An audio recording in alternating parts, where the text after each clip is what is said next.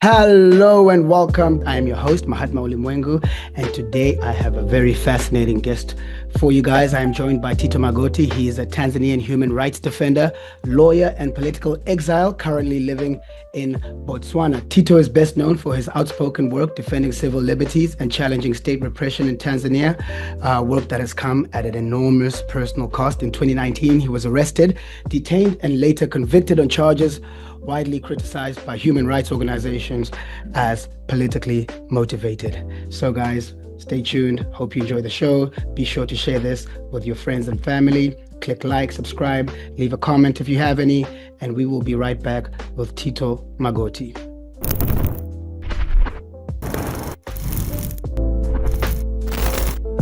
I'm happy we could finally get to do this.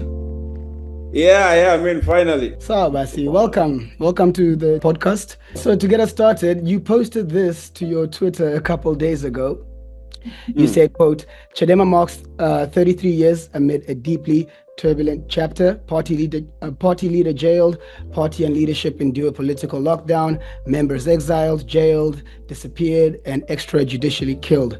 Founding party leader passed on 2 days ago, still were resilient and committed. So first question is just, how do you maintain hope through such perilous times?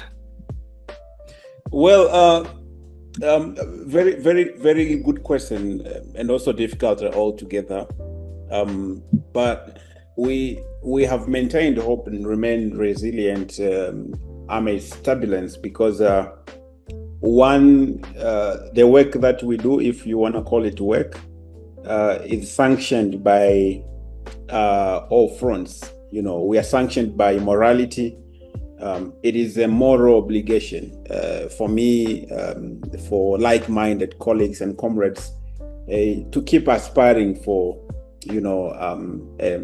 a civilized society, a civilized community, a just and fair nation.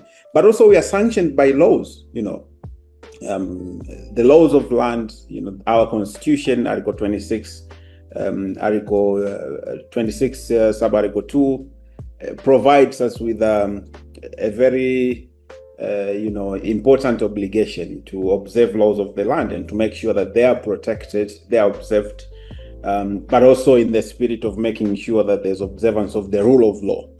But also we are sanctioned by God. By all standards, we go to church, we go to mosque to pray to God. The sermons are always about love, about brotherhood, about being together, but also about believing that, a persistent pursuit of anything always provides outcomes. So we stand in the spirit of perseverance, believing that it is well. We are into the first country to have gone through, challenging times. However, we are bound to prevail if we are perseverant enough. Okay, so now obviously you're in Botswana. And in our previous interactions, you often described your current situation or predicament as having 3 stars on your head. So I always found that funny and curious. So could you just elaborate, just explain to people who might not be familiar with your predicament, just how did you end up in the situation you're in? Just walk us through the timeline. We're obviously going to talk about the EACJ ruling from a couple of years back. But so what was the timeline that led to your incarceration, your detention, and your political exile? No, I mean, I was targeted like any other person in the country because of the work, a legitimate work that we do, demanding, aspiring for a new Tanzania. So I was, I always say I made it to presidential appointment. So I was appointed to spend some time in jail, probably to understand the political economy of my country, understanding the legal system, how the law is being weaponized to crack down critical and legitimate voices, but also to understand from a practitioner point of view, you are not a lawyer enough if you have not known what the side of law means to other people, because for you, you know the law as you went to school. There's someone who knows the law from a point of convenience, that they can use the law against you. But also there's someone who knows the law as a tool of oppression. Right. So you get to all these dimensions with a lived experience. And I don't want to undermine anyone's experience, but I mean that you see a lot. Once you get in some corridors, you might represent these people and you get to know. But living with them, living in prison, gives you such an understanding. And precisely, I've never sought political asylum or political refugee, but sometimes we run for our lives.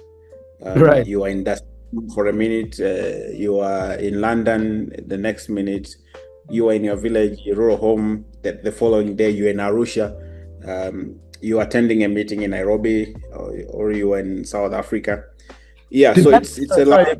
On that note, just quickly, did that strike you, almost on an existential level when you found out? Obviously, you're a legal scholar, you're probably a passionate student of history, Steve Biko. You read about these historical figures, so now you're like, oh man, this is like I'm living it now. What's that feeling like to experience it, not just in a theoretical sense, but actually practically going through it? So no, all those and more, because I remember to have read the book by Daniel Kalinaki while I was in jail. The book was about the life of Dr. Colonel Kizza Kifefe Besigye, the Ugandan veteran politician who is now sadly in jail, so almost a year now. I mean, it's a year and more. I read that book while in prison, and I could relate to what it means to be a freedom fighter, if you like. Because I remember we had a band of friends. One morning we'd wake up. You wake up, you are hopeless and helpless. So then you gather as colleagues and comrades who are confined.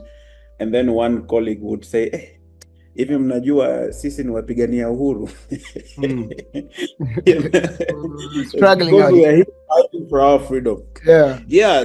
So all the stories of incarceration, I may not have the best correlation of what others went through. But again, the stories resonate.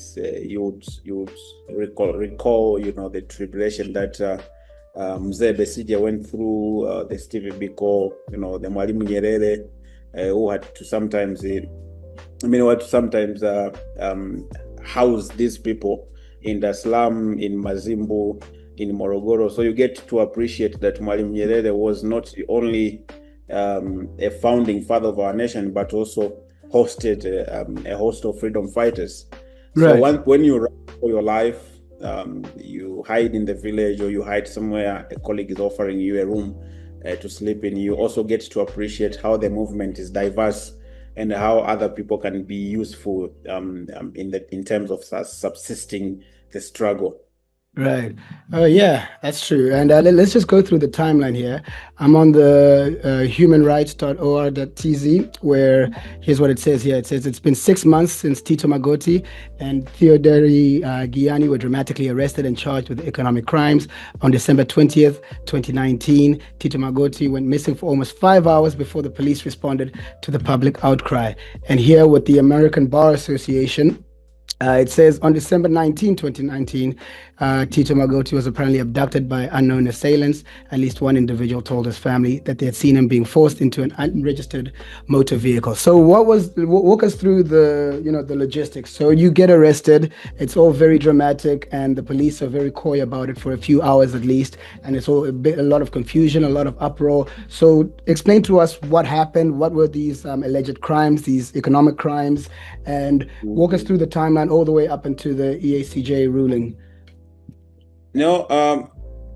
It was a difficult time for me and my family, because although I knew that I would be in trouble, because to be honest, we gave Magufuli hard time.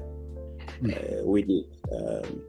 Because it was also experimental in a way that the country was in surprise, especially for people who believed that he could have led otherwise.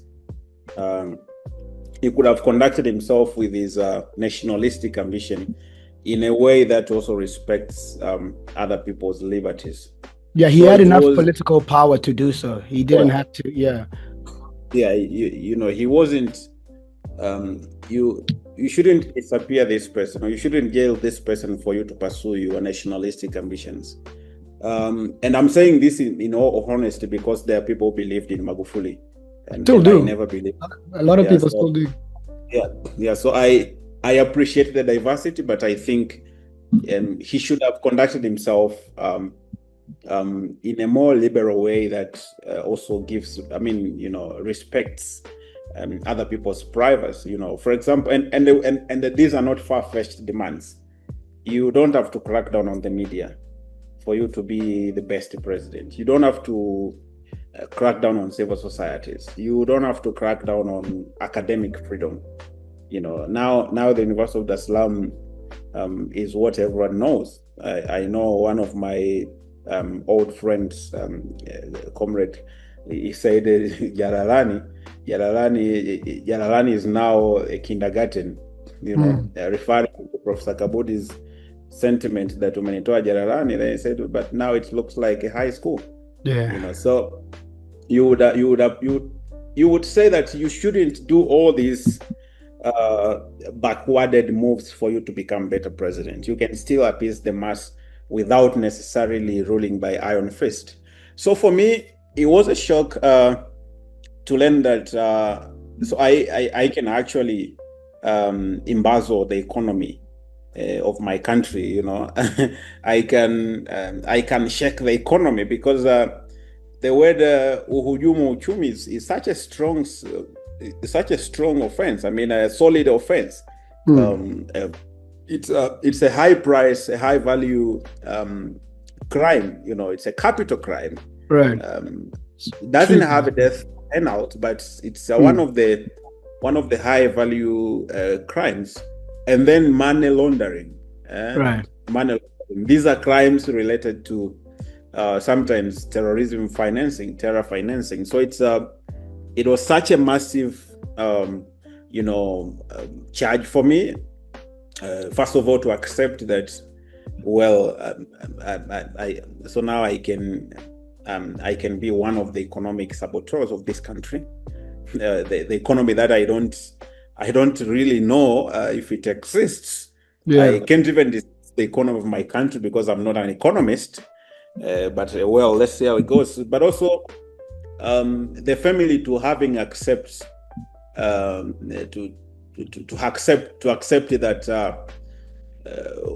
this boy, this young boy, because I was young, I had left university 3 or 4 years ago. Right. I was trying to find myself in town in Dar es Salaam, living my modest life. Living like just any other person who is hustling to make ends meet. So then you realize that there was no need for abduction because I was abducted, arbitrarily arrested. I was held incommunicado for 5 days, despite a conflicting statement from the police, because the Kinondoni police chief, in whose jurisdiction I was abducted, was not aware of the operation. And they said that the clips on social media that were not aware of this operation, and it is not sanctioned by me if it happens. So do you believe him? Do you believe him, or do you think he's just covering? Yeah, I believe. You know why I believe? I believe because the operation was done by a task force. Yeah, so these are people. It's national. It was a national task force. Yeah. And luckily later on we knew even this composition. There were people from a couple of entities, people from the police, people from the intelligence, people from the anti-corruption, people from the anti-smuggling or something. But also there was someone from the prosecution office who was also present. That So then I sounds was like, that sounds intense. They brought the whole Navy SEALs. I'm telling you, I'm telling Delta you. Force. So Did you yeah, so what evidence did they give? Did they I mean I know that's a whole lawfare is a very common tactic, you know. If they yeah. before they disappear you, before they, outright kill you, they usually, they would rather just bombard you with these charges. It's happened over and over again. But did they present any evidence to this? What was the case built upon? So I learned later on that they had probably planned this an elimination. Because the manner in which I was taken, handcuffed, blindfolded, and then thrown into a car, and then later on they blindfolded me. They took the bags we currently use in the Salaam, not the plastic ones, Right. but these are, yes, they took those plastic bags, and then they took two. So then I was covered. They covered my face, and then they drove. I think they were driving around the Salaam. However, I had them regretting, because now they had received an order not to proceed with whatever they were proceeding with. So they regretted not eliminating you. They regretted that now the information has leaked.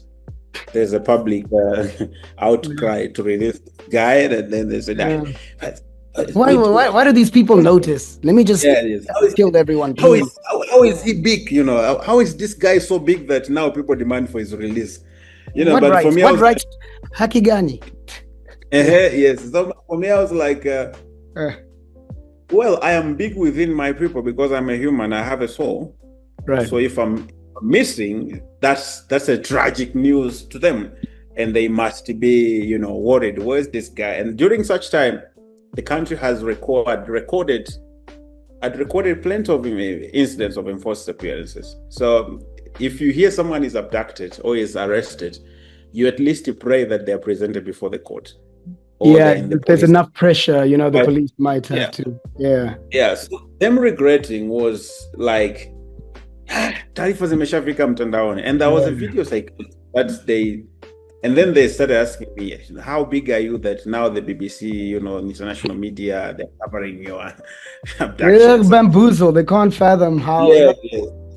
But also the whole questioning, to your point, to your question, the whole questioning was nonsensical, if you like, because how do you ask me where am I working, how much am I earning, my association with individuals and friends who are activists, my association with international human rights organizations, and all this was nonsense. And I didn't require such effort and such deployment of personnel, but also resorting to court, I think, was a plan B.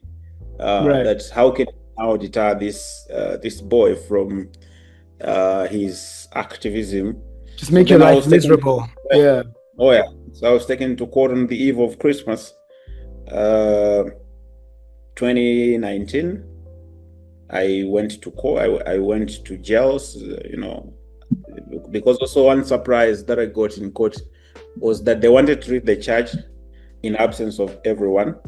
So luckily, my people had gone to the High Court to file an habeas corpus application to have me released. Now that they had acknowledged that I'm in custody, so they rushed to court. They wanted to read the charge in the absence of my lawyers and my friends. Then when I was being moved to a room, I saw one of the friends, and then they came running. But another surprise was when the clerk opened the file, because I've been in court. I'm a lawyer, so I would expect that it's a criminal case number so and so. Right. It would be probably they would have preferred cybercrime or any of the petty charges they give activists. But then it was economic. Yeah. Case. So it's it's a bit of an overreach. Now this is a economic saboteur, or money laundering or should be drugs cases. Yeah, so when they said economic blah blah, I was like, wow, I'm off to jail. Okay. So you're the EACJ court ruling. All right. So how did that obviously it left everything still pretty much up in the air. So after this case, after the findings that you shared with me over here, wait, let me just try to see if I can open it here. Okay, it's fine. But like, where does the resistance move next? We obviously, is it the courts, politics, regional advocacy, or something else entirely? Because as you mentioned, now everything is a tool at their disposal. They can arrest you, they can, outright kill you, they can just inundate you with these charges, just make your life a misery. So, where do you think the resistance or the activism should come from? As a lawyer, do you think we stay with the legal system, try to change it from, inside and outside the country? What's your theory of this case? A combination of all of those. Because, as I said earlier, it's human nature to say no whenever you feel like in this situation, I'm supposed to say no. So, for example, see how the regime tried so hard to kill Chadema, and this is my opinion, that we should get rid of the opposition by all means. This came from Magoti. By 2020, we'll have no opposition, but who is not here now? Again, Samia had vowed to venture into similar attacks. But then look, who is stronger now? Who is even hiding now? She's hiding. She's hiding. The Chadema people are convening. I saw yesterday they had gone to prohibit Chadema members from convening across various jurisdictional bounds in the country. It's still same old tactics. They can see the results, but that's the definition of insanity. You see exactly what happened, but they're still carrying on in the same vein. Yeah. So what I'm saying is that you cannot confine a 7 million population in one room. We are 70 million, because I hope the number from 2022 has increased. So I think we are at 70 million as Tanzanians. So there's no way you can corner all these people into cowardice or silence, such that you now rule them the way you want. So struggle continues from multiple fronts. We have gone into the High Court of Tanzania. We're in court. There's a couple of cases that we filed as a retaliation to what happened in the country recently. The massacre, the internet shutdown, the lockdown, which then materialized into massive shooting and more. So we are in court trying to challenge these practices. But also we have decried falls with in international and regional human rights mechanisms, including the East African Court of Justice, where we have taken 2 cases, one on internet shutdown, but also another case on the legitimacy of what the purported election that happened in the country, in which now the illegitimate president is now assuming such power without legitimacy. So we are trying to trigger the East African Court of Justice to sort of look into the violations of the treaty establishing the community. So it's a multiple front struggle, but also you can see efforts from the community. The community is now in we are moving from mourning Modi to we are not only mourning, but we are resisting. There's a culture of resistance, a culture of cancellation that has been built, a new political culture such that while we may not be able to do anything substantial now, but we believe that you are illegitimate. This government is illegitimate. We are not going to collaborate with it. We are not going to accept calls from people, for example, who now want to, create these sentiments of reconciliation, people coming together, national healing and more without accountability. You can see some of the elders have been cancelled, including those that we respected or those that we rallied behind. Right. People are saying, no, you are a sellout. And we think you are not representing our voice, and we think there's so much to do before you do the handshake. So we are fighting from multiple fronts, if you like. Okay, so I want to talk about Botswana for a minute. Obviously, in November 2024, what was his name? Masisi conceded. Oh, yeah, he conceded. So it was like a peaceful transfer of power in Africa, and everyone. You don't actually get that almost entirely. It's few and far in between, especially in East Africa. That's just it's a pipe dream, or it's not feasible at the current moment. So, what do you think it is about Botswana? What democratic practices stand out most starkly compared to Tanzania? What have you noticed about the institutions? And also, just to compound that question, do you think Botswana's strength is cultural, institutional, or simply a product of leaders who learned how to respect limits? And can that be replicated? Well, although Botswana is now what you see from analysts and also commentators is that Advocate Duma Boko president is not delivering. Is not performing. That is the assessment. I mean, that is what comes out after. I think there's a failure to manage healthy systems. So what does this mean? This means that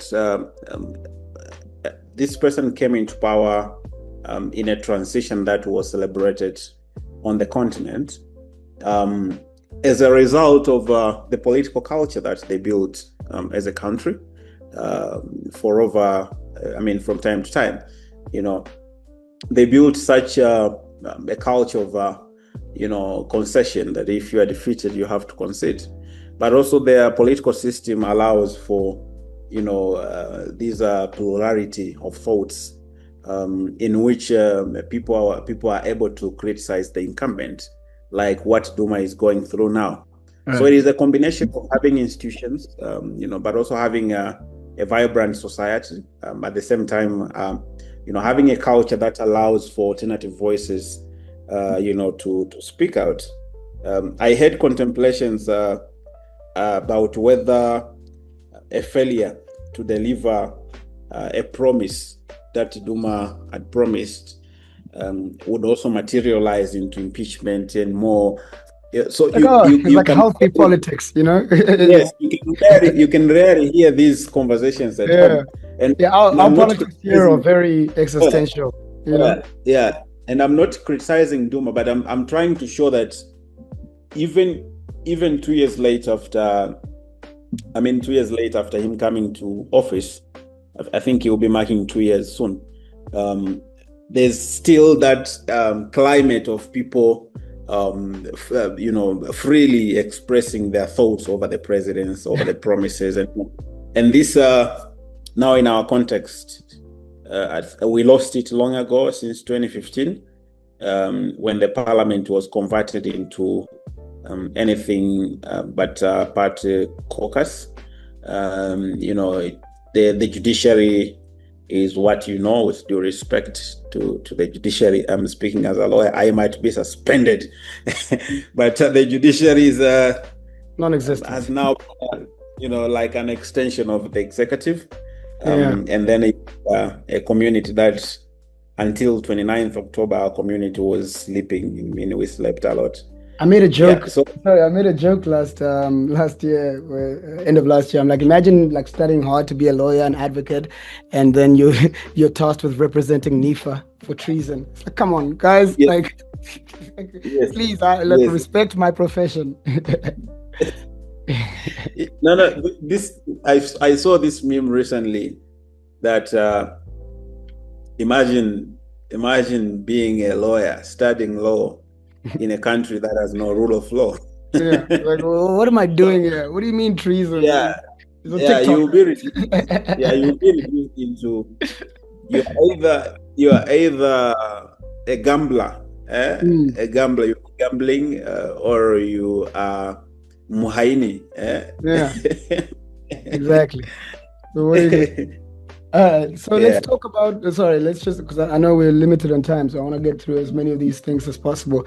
I want to bring it back to the home front, CCM now. We're going to talk about CCM and Chadema real quickly.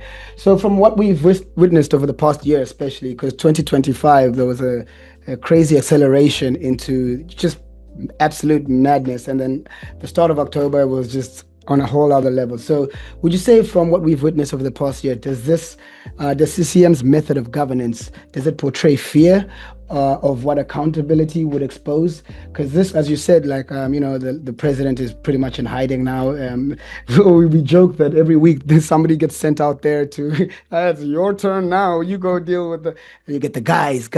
So do you think I'm sensing that fear, I'm sensing that desperation where it's now the only tool at their disposal is to just like hammer down everything. Do you think that's what it is? They know that when the other shoe drops, it's not, it's not going to end well. So they might as well just maintain this course of action. Definitely so. I mean, I associate myself with that school of thought for so many reasons. One is that you cannot kill the same people and lead them. That is a plain truth. I cannot steal from this community and then purport to associate them to protect, their properties. I wouldn't feel aligned with them. I wouldn't feel, and this is the feeling that she gets, that after committing such, sucking that much blood, human blood, how am I going to appear in public? The aura is gone, sema amepoteza nuru. Amepoteza nuru. And this is unbelievable that you are either coming out clean or you solidify, nasema unadumu katika uovu. You become more radical and extreme because this is now your modus operandi. So she is conflicted between acknowledging that what happened was not supposed to happen in a country like Tanzania, in which you have coexisted as brothers. Whether I am poor, whether I have something, I can always look at my fellow Tanzanian as my brother. So killing this very good culture comes with so much price, and she's paying it. She will pay it because it's imperative that we insist on accountability. But also on the question of CCM, this is my assessment that CCM as a political party ceased to exist so long ago. It's a club of elites and elders who are favorable to the regime of the day. This is because now, who is appointing leaders in CCM? It is never the members. See the people they are sending to parliament. All of them, if not 98% of them, they were never elected by the people. They are these people of goodwill of the regime of the day. But also see how the use of force. There is so much babysitting that is happening between the regime and the law enforcement authorities, banking a lot on use of force, the police scaring people, even the youngsters that associate with CCM, they can try to insult you. Mtu anakuja anakutukana, and then you want to say, huyu nikikutana naye anaweza kunitukana. But it is this mentality that has been built among themselves that they are protected. Right. You can insult me and then there's nothing that I can do against you, because you trust that once I come after you, the police will protect you. Once I go to court against you, you will be protected. And this is a very bad culture for a community such as ours, because we are writing a very bad relationship that is going to have very bad outcomes. So they ceased to exist. Chadema, through the party has existed. And I like the rebrand that I also participated in bringing to light, having supported Tundu Lissu's candidature to be party leader. The party has gained more support from the people, given the new trajectory that was portrayed by Tundu Lissu and Johnny Heche. And I think they can compete given a fair playground as compared to CCM that has lost the stronghold, if they had any. That has also lost, they have lost the goodwill of the people because of what they authored on the 29th of October. Right. Okay. So now on the Chadema front, do you think the opposition only has does the opposition have a theory of power or just a theory of injustice and justice? Because it's one thing to talk about, democracy, multi-party and all that, but it is politics in East Africa, as it's been proven, is essentially a politics of power. So I'm not sure. During Pompey, I'm a big ancient Roman, I play that to sleep. When he was in Sicily, just harassing the locals, they started like, oh, this is illegal. And he said, this is the man who defended the Republic, by the way, like 20 years later. He said, won't you stop quoting laws to us who have swords by our sides? It's like, why are you talking the law to us? I have a sword. Just keep quiet. So what do you think? What are some of the uncomfortable conversations, the hard conversations that the opposition is failing to have right now, in public at least? So I invite, because this is a very good debate, and I invite people want to read about Chadema's theory of power, theory of priorities, theory of a manifesto. What is it that they are bringing as an alternative? Other than pointing finger to a regional commissioner, huyu bana kosea sana. Yeah, they have a whole written, a whole written ideological orientation of the party. What is it that they believe in? They believe in people's power.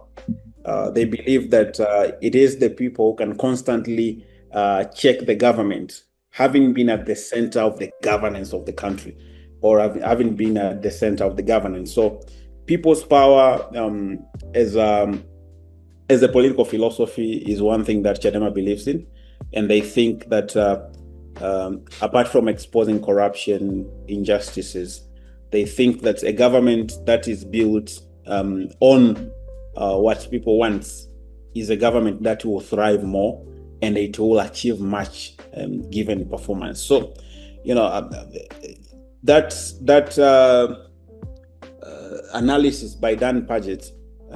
Dan Paget wrote a whole analysis of Chadema's power, because these are anti-autocratic movements, including Chadema itself. So you can read more and see what they believe in. What do they envision? That this is how we envision a country or a society. This is how it looks like. This is the position of the people, and this is what we will achieve given a will to drive this vehicle. All right. So what do you think CCM or the ruling parties, mostly, let's talk about, we could include Uganda in this. What do you think they fear most? Is it the opposition parties, civil society, or just the regular citizens? Currently, I think this been a while, but they never acknowledged that they fear the people. You can evidently see in Kenya, Ruto had to bow down. He wasn't a fool. He really bent the knee.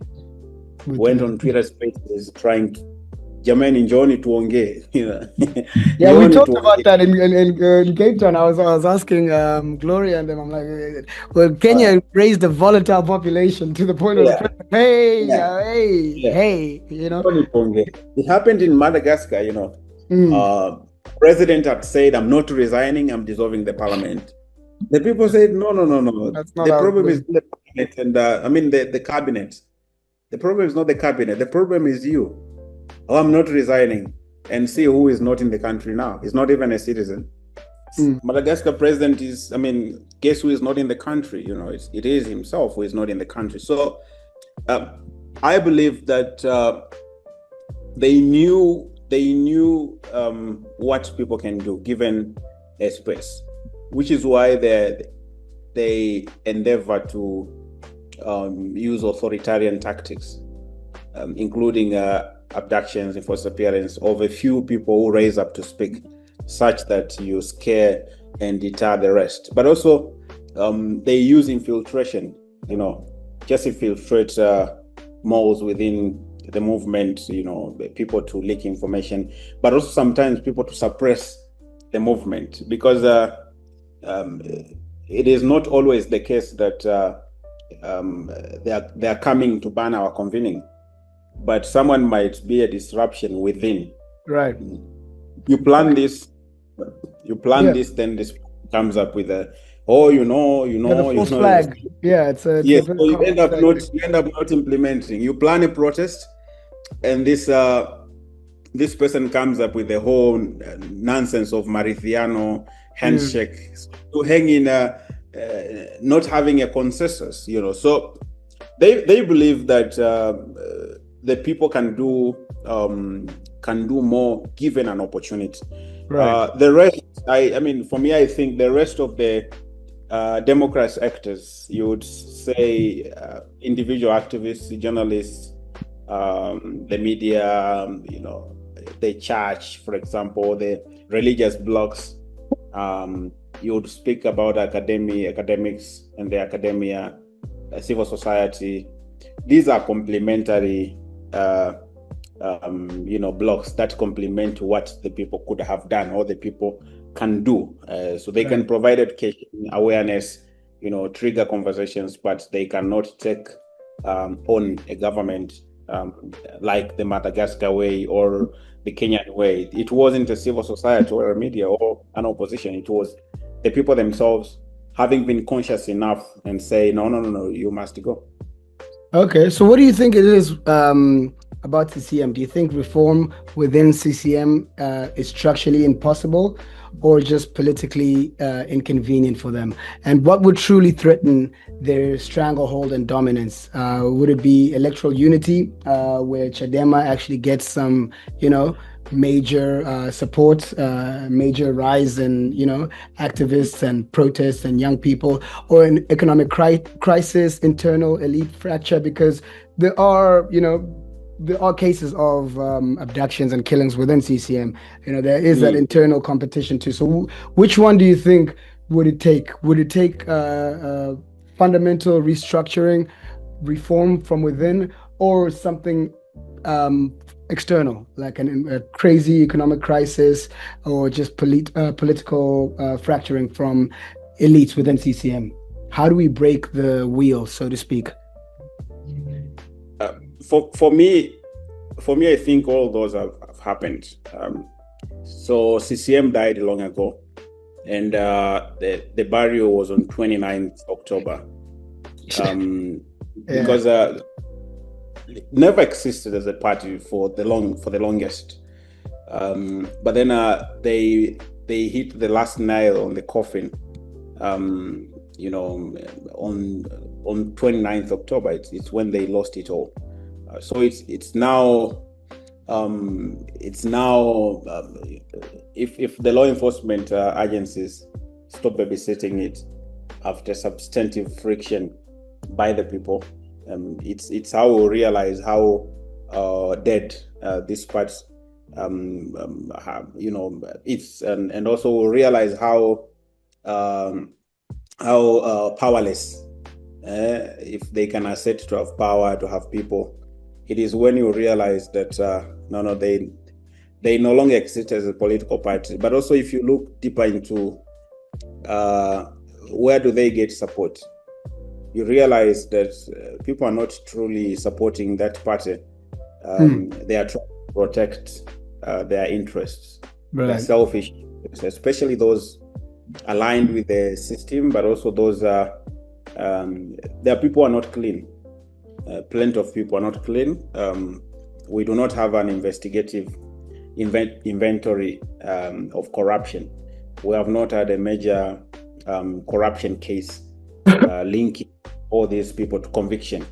But the CAG report gives so much reflect on and how people have been eating public money. So for me, it's that not necessarily a major economic backslide, or not necessarily continuation of abduction, not necessarily internal elite lack of consensus, but it is the people themselves that will now take over, because now the power is with the people. And where can we see it? We can see it from various expressions and how they express themselves. Whether it will be through protest, it remains to be seen. Whether it will be through CCM giving in, this might be difficult, but it also remains to be seen. Whether it will be through constant consultation and national consensus that now we need to come together as a nation, given that there's accountability, it remains to be seen. But CCM as a party, it is broken beyond repair. You can never repair a broken party that lost its ideological selling point. They sold the ideology in the recent years, if at all they had one, but at least they could tread on these ideas of organizing, of liberating people, but now to say cousin out, what is it? Yeah. VP, and you are killing people, and then you say Utu, And they took a long time to take down those posters. It was just driving around town. You just see like Chagua.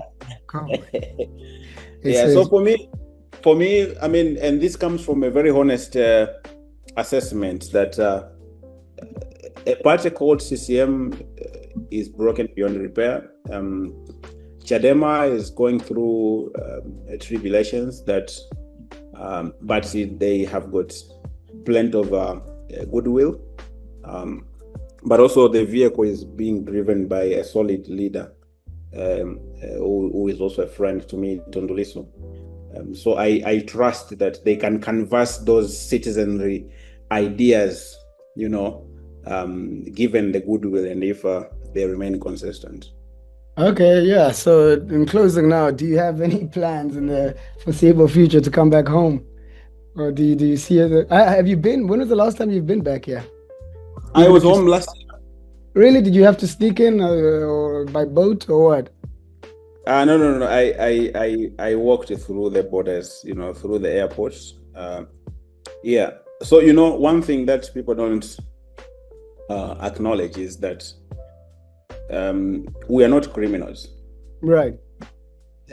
So whether me or people, like-minded colleagues, what the establishment is always looking to do is to find you at a point where they can eliminate you.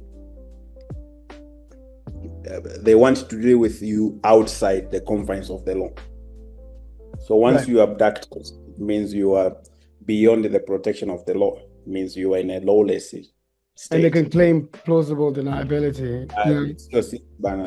You see now what they're playing with Pole Pole. I was watching. It's very shameful. I was watching this guy Chalamila, and I don't know why these people think that that life is acceptable. Because why do you say, sisi tumemwona kwenye YouTube tu, alivyoacha kazi sijui kama amerudi au akurudi?